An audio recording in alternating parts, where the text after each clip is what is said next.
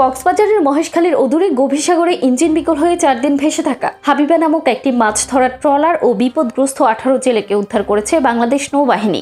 1 সপ্তাহ আগে ভোলা জেলা মনপুরা এলাকা থেকে মাছ শিকার করতে এই ট্রলার সাগরে গিয়েছিল।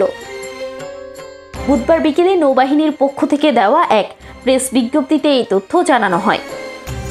এতে জানানো হয়, গতকাল মঙ্গলবার রাতে নৌবাহিনীর যুদ্ধজাহাজ শহীদ ফরিদ সাগরে নিয়মিত টহলে থাকা অবস্থায় মহেশখালী দ্বীপ থেকে 25 মাইল পশ্চিমে একটি মাছ ধরার ট্রলার ভাসমান অবস্থায় খুঁজে পায়।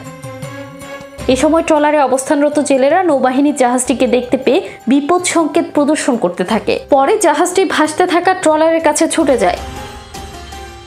পরে ট্রলারটির কাছে পৌঁছানোর পর নৌ সদস্যরা মাঝিদের কাছ থেকে জানতে পান তাদের ট্রলারের ইঞ্জিন বিকল হয়ে যাওয়ায় 4 দিন ধরে তারা গভীর সাগরে ভাসমান অবস্থায় রয়েছেন। তাদের কাছে খাবার ও বিশুদ্ধ পানি শেষ হয়ে যাওয়ায় তাদের করুণ অবস্থা পরিলক্ষিত হলে নৌ সদস্যরা জরুরি ভিত্তিতে তাদের খাবার ও বিশুদ্ধ পানি প্রদান করেন।